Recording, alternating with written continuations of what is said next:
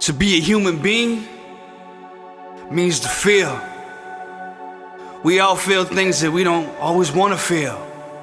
Sadness, depression, anxiety, things that we face every single day. And some people face them worse than others. Sometimes we try to ignore it and pretend like it doesn't exist. But that doesn't solve the problem. The problem still exists inside of us. It eats away at our subconscious, in the back of our mind, all of our self-doubts, all of our regrets, the things we thought or wish we could have did better. And one of the hardest things for us to get through is loss. Some loss is irreplaceable. There's no way to get back what you lost.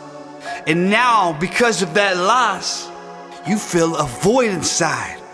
There's something that was there that meant so much to you that is missing.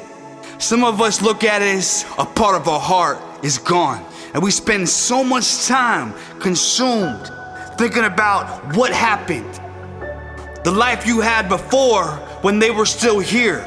But what if I told you there's a way to fill that space in your heart? What if I told you that just one shift in your mind state, you can find the power inside of you to overcome the pain? Because when I was going through pain like this, there was times where I didn't think I could get through it. There was times where I felt like it was too much pressure and I didn't know how to handle it. We don't have the power to bring nobody back. But what we do have the power to do is to make them proud. We want to be the person that they wanted us to be. We want to show them how strong we are. We want to show them that we can do this. If they are looking down and they can see the things that you're doing today, do you truly believe that they will be proud of you? Do you think they want to watch you sad and hurt? Do you think they want to watch you not doing the things you need to do to succeed because of the pain holding you back? Pain is a heavy weight. Sometimes it's overbearing. Sometimes it feels like our shoulder can't carry that much pain. And I can't speak for women, but I can say that a lot of men don't always admit how much pain they're dealing with, how hard it is to overcome. We hold it in. We bottle it up. We act like it doesn't exist. And all this does is make it worse. How can you be successful in life if you're a cannon just waiting to explode? What happens to a soda bottle when you shake it up over and over? You just keep shaking it and shaking it and shaking it. When you open that bottle, it explodes. And that's what we do to ourselves. We just keep letting the pain just stack up inside of us, and it shakes us up, and it shakes us up, and it shakes us up. And finally one day, the pressure gets too great and we explode. We don't want to be that person. We want to be in control of ourselves all the time. But how can we do that if this is how we're handling our pain? What is the number one power we have to fight against depression and anxiety? This is one thing that many of us take for granted. We do this every day, but a lot of us don't do it the right way. The one thing that can help us battle depression and anxiety is focus. That's right, focus. When you pull out a camera and you're taking a picture and you focus the camera to only focus on one part of the image, the whole rest of the image is blurry. You can't see it. It's inconceivable. So what does this teach us about life? If we focus on just one part of our life, the one thing that makes us the most sad, the one thing that brings us the most pain, if we allow this to be our main point of focus, then everything else about our life becomes inconceivable. Like the picture, everything is blurry except for the point of focus. So what can we do to battle depression and anxiety? We have to change our focus. We have to focus on the things that make us happy. And one thing about human nature, one thing that makes humans the most happy is moving forward, moving towards a goal, moving towards our success. And sometimes it's hard to do that. Sometimes we have trouble waking up in the morning and doing what we gotta do to get to our goals. But before we can do that, we must first have goals that we're working towards. Have you found your purpose? Do you know or can you visualize where you want to be in 5 years, 10 years, 20 years? Are these the types of things that you think about? How proud would the loved ones that you lost be if they knew that you found your purpose and you spent every day working towards it? That wouldn't make you happy inside to know how proud they are and how proud you are of yourself? Finding your purpose might be easier said than done, but we're all here for a purpose. We're living. That's an anomaly. It's amazing that we're here living today. It's for a reason. We all have a gift, something that you do exceptionally, better than anybody else in the world if you took the time to perfect your craft. Just think about it for a second.